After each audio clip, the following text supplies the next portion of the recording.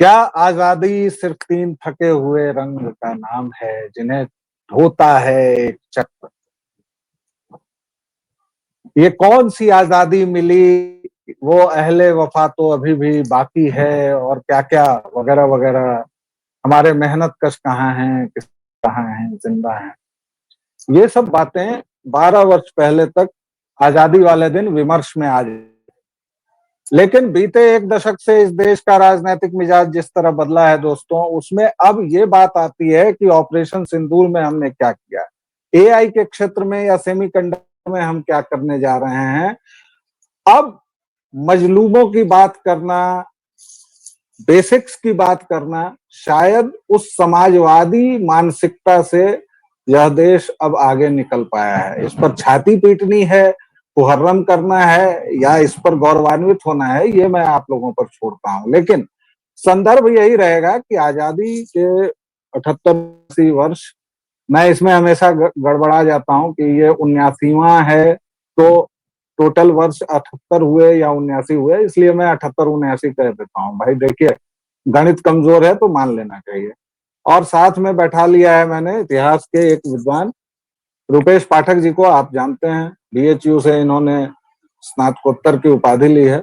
आज इस संदर्भ में हम लोग मोदी जीवा के भाषण को डिसेक्ट करेंगे। हालांकि दर्शकों मैं बताऊं कि मोदी जीवा जब कृष्ण की चर्चा पर पहुंचे हैं, ऑपरेशन सुदर्शन की चर्चा कर रहे हैं, तो मुझे लगा कि शायद पिछड़ों और अकलियत के मसीहा राजा मांडा वीपी सिंह ने जिस तरह लाल किले की प्राचीर से यह कह दिया था कि मोहम्मद का जन्मदिन आज से राष्ट्रीय अवकाश है, और एक आयातित राजनीतिक धारा या मजहब के पैगंबर को इस देश की राष्ट्रीय मुख्यधारा में शामिल किया।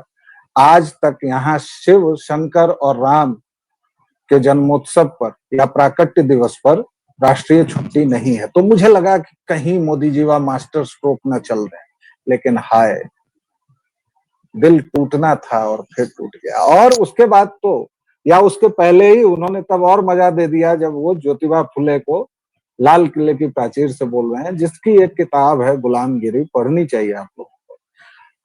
स्पष्ट तौर पर वह वैसे कूड़ा है, नहीं भी पढ़नी चाहिए, पढ़कर उसमें कुछ खास नहीं मिलेगा, केवल रैंट है। और चूंकि ब्रिटिशर्स द्वारा बनाए गए प्रतीकों में थे, वो हो चाहे राम मोहन राय हो, इसलिए वो ईसाइयत के काफी निकट है। उसमें खुले तौर पर उन्होंने देवताओं को गाली दी है। गाली मतलब गाली, अब्यूज, कोई ढकाव छिपाव नहीं है। उसको राष्ट्र नायक बना रहे हैं। इन सभी के बातों पर चर्चा करेंगे।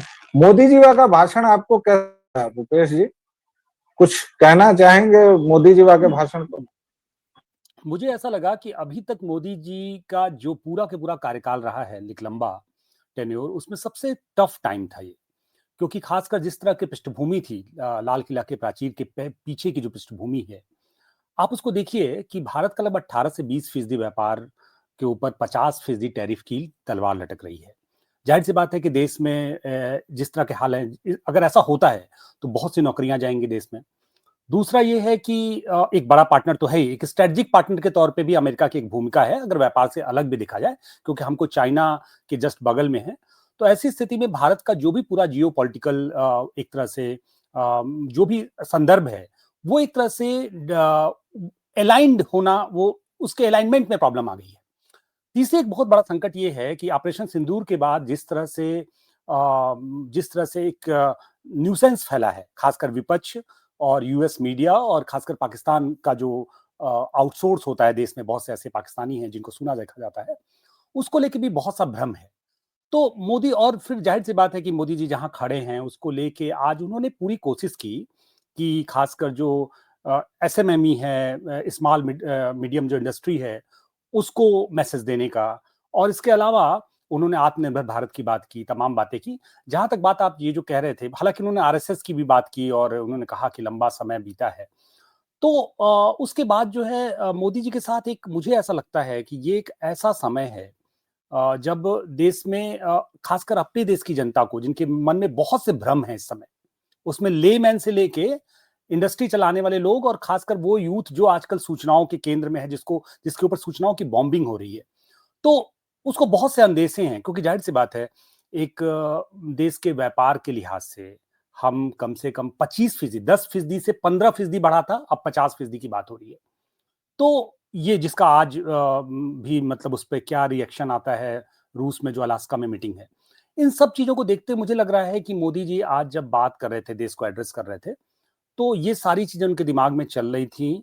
और इसको मुझे लगता है कि उन्होंने एक हद तक उन्होंने देश को तैयार किया, देश को मैसेज दिया कि भाई आत्मनिर्भर भारत के लिए आपको ये जो रास्ता है, इस रास्ते में वो हमारे यहाँ गांव में कहावत कही जाती है ना कि आपको अगर स्वर्ग तभी मिलेगा जब आप खुद मरेंगे, दूसरे के मरने पे स्वर्ग नहीं मिलता है।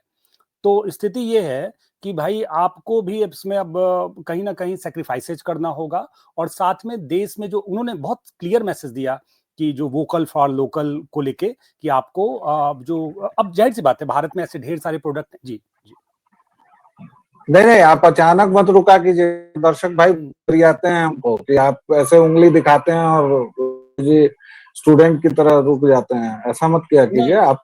वो मैं मैं ये मतलब कह रहा मेरा था कि वो वोकल उन्होंने एक फॉर मैसेज लोकल दिया वाले पर ही तुरंत मैंने को टोका हम्म, कि भाई देखिए, आपके पास एम्बेसडर्स का काफिला मैं था, बस आपने इसमें उसे हटा एक बात दिया इसमें जोड़ना एम्बेसडर। चाहूंगा। जी, इसमें सिर्फ एक जी बात जोड़ना चाहूंगा कि भारत का जो पूरा के पूरा जो भारत में गूगल से लेके और तमाम मैकडी से लेके तमाम अमेरिकी कंपनियों का निवेश है। अब तो एप्पल भी के प्लांट भी हैं। उसके बावजूद भी चूंकि विदेश व्यापार में या विदेश नीति में ऐसे बहुत से संदर्भ होते हैं जिसमें आप बहुत डायरेक्ट नहीं बोल सकते हैं, तो उन्होंने देश की जनता को कह दिया कि भाई देखो ऐसा है कि अपने लोकल प्रोडक्ट को बढ़ावा दो। एक आत्मनिर्भर भारत के लिए एक बहुत बड़ा ये इनिशिएटिव हो सकता है। जी सर। मैं वही कह रहा हूं, नियत आपकी समझ में आई, लेकिन जब आप एम्बेसडर की जगह मैबैक से, मर्सिडीज से और रेंज रोवर से और तमाम विदेशी गाड़ियों के काफिले से उतरते हैं, आपके आपकी आंखों पर जो चश्मा है वो विदेशी है, आपकी जेब में जो कलम है वो विदेशी है, आपके पास जो मोबाइल है वो विदेशी है, उस मोबाइल का जो सॉफ्टवेयर है वो विदेशी है, तो ये भरोसा कैसे जगेगा? सर, आप सबसे बड़े आदमी हैं, अगर आप एम्बेसडर पर चढ़े या किसी भी स्वदेशी मतलब टाटा वाटा पर चढ़े, टाटा से बनवा ले गाड़ी, तो वो एक बड़ा शिफ्ट होगा। हालांकि आप कह रहे हैं कि वैश्विक राजनीतिक जटिलताएं जो हैं और आर्थिक, आप WTO एग्रीमेंट पर चुके हैं, बहुत सारी बातें आप इशारों में कह सकते हैं, वो ठीक है, लेकिन जनता को अगर आप संदेश दे रहे हैं, आप साफ साफ कह रहे हैं कि मैं युवाओं से आह्वान करता हूं कि सारे प्लेटफॉर्म अपने होने चाहिए, तो बनाया तो था आपने ऐसा सिस्टम था कि वो दूसरे दिन शट डाउन होने लगा। वही भारतीय हैं, सत्य नडेला इतनी बड़ी कंपनी चला रहे हैं, एक के बाद एक अधिग्रहण कर रहे हैं। AI में भी मुझे लगता है कि 50-60% भारतीय होंगे। इनोवेशन क्यों नहीं हो पाता है, रिसर्च डेवलपमेंट क्यों नहीं हो पाता है, इसको आप कैसे एड्रेस करेंगे प्रधानमंत्री महोदय? और उनके बहाने आपसे भी पूछता हूँ। देखिए, एक फिल्म आई थी sir, blast from the past करके। जी उस फिल्म में क्या होता है कि एक परिवार होता है, उस परिवार को ऐसा भ्रम होता है कि न्यूक्लियर वार होने वाला है, रेडिएशन फैलेगा, तो वो लोग बंकर बना लेते हैं। और अचानक से क्या होता है कि वो लोग बंकर के अंदर, अचानक से पता चलता है कि बस अब न्यूक्लियर बम गिरने वाला है, वो लोग बंकर में चले जाते हैं पूरा परिवार। और जब पूरा परिवार बंकर में चला जाता है तो 20-25 साल वो रेडिएशन खत्म होने का इंतजार करते हैं और फिर बाहर आते हैं। जब बाहर आते हैं तो पता चलता है कि उस दिन जिस टाइम वो अंदर गए थे, उस समय एक्चुअली में न्यूक्लियर बम गिरा ही नहीं, और वो 20-25 साल बाद जब बाहर आए तो दुनिया बदल चुकी थी।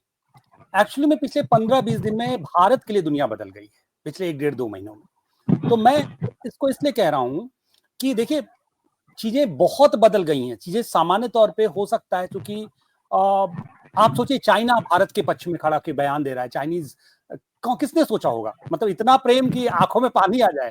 वो कह रहे हैं कि भारत के साथ गलत हो रहा है, इसका जो है दादागिरी कह रहा है, तो इसकी कल्पना कैसे कर सकता है इंसान? तो पिछले 15-20 दिन, 1-1.5 महीने में जिस तरह के खेल चल रहे हैं, उसमें अगर कोई व्यक्ति अचानक से 15-20 दिन के न्यूज से गायब हो और वो अचानक से आ हाँ, जाए, तो मुझे फिल्म याद आ रही है कि ब्लास्ट फ्रॉम द पास्ट हो गया उसके साथ।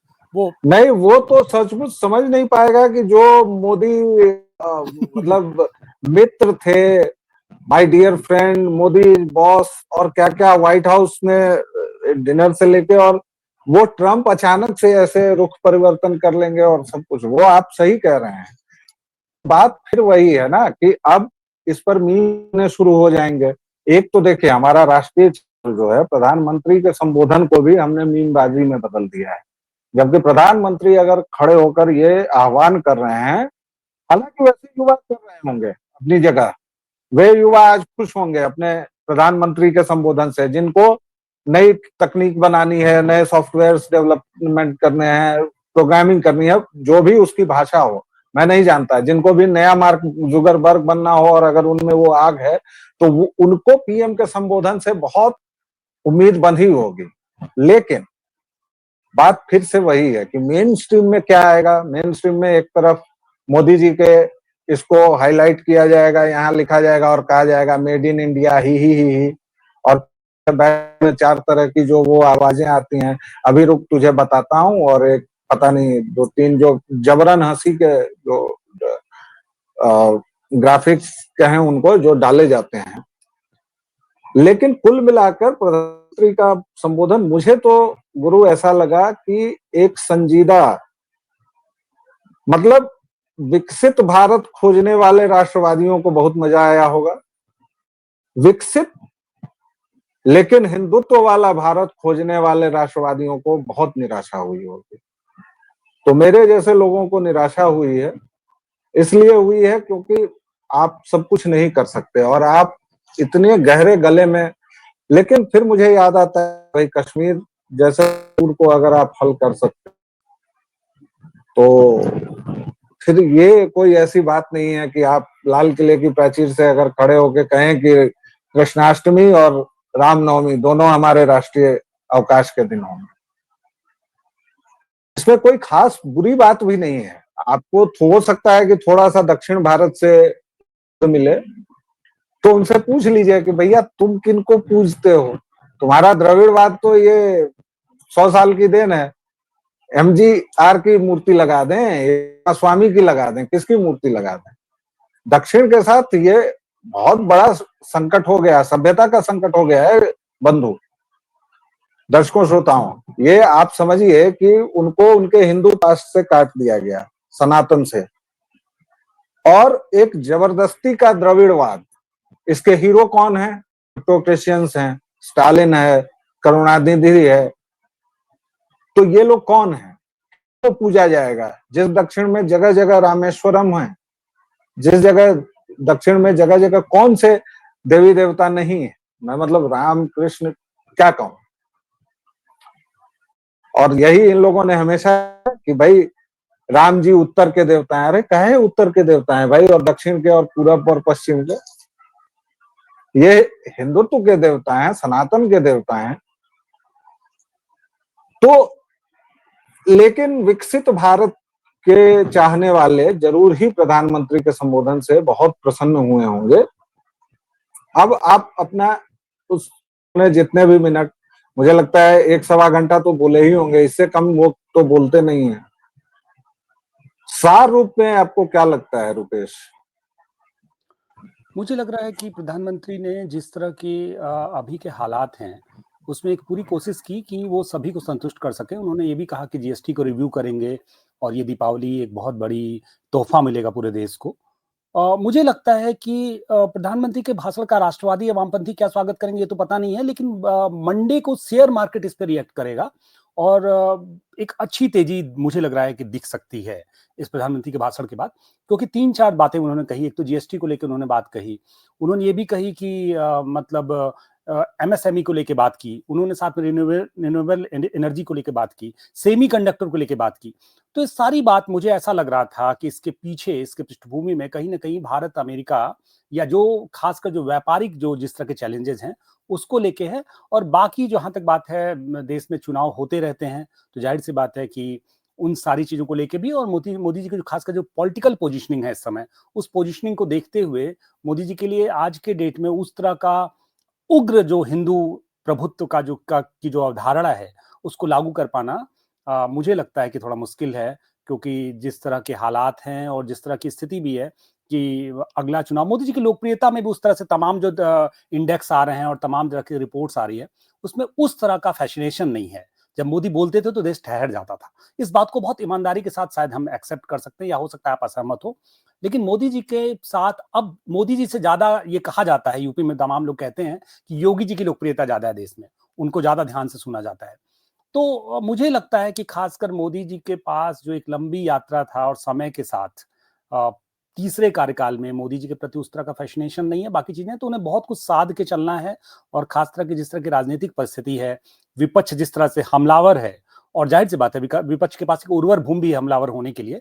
तमाम जगहों पे विपक्ष को इस तरह के तथ्य मौजूद हैं जिसपे वो अटैक कर सकते हैं, क्योंकि जाहिर सी बात है कि मतलब अब इस देश में एक लंबे समय तक शासन करने के बाद उनके पास एक पॉलिटिकल इकोनॉमी तो है, इसमें कोई संदेह नहीं। देश के तमाम हिस्सों में उनका शासन है, और मतलब मैं पूरे विपक्ष की बात कर रहा हूँ। तो वो हमलावर हैं। अभी लास्ट में आप देखें, दिल्ली में एक बड़ा उन्होंने एक कार्यक्रम किया। तो मुझे लगता है कि मोदी जी ने एक बेहतर प्रयास किया।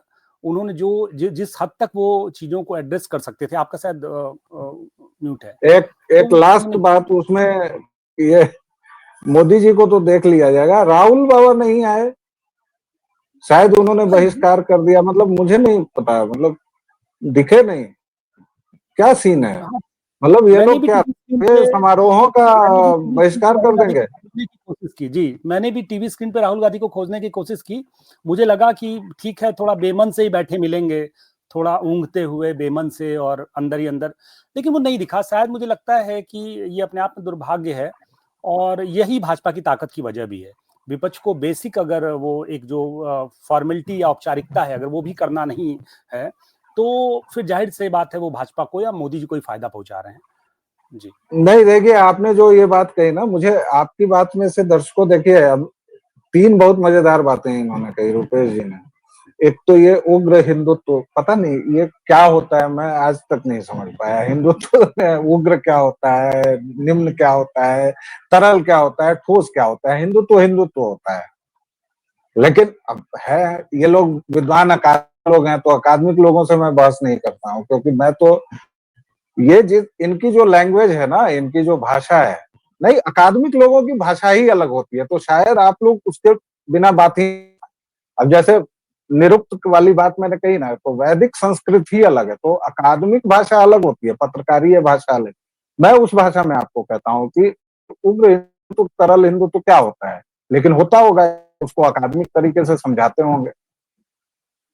दूसरी बात, इन्होंने जो विपक्ष कहा, विपक्ष तो भाई साहब, और तीसरी बात में कही कि उर्वर जमीन है। भाई साहब, उर्वर जमीन तो इतनी है कि विपक्ष चाहता तो सरकार पलट देता, लेकिन वो बिल्कुल सरकार के एजेंट के तौर पर काम कर रहा है।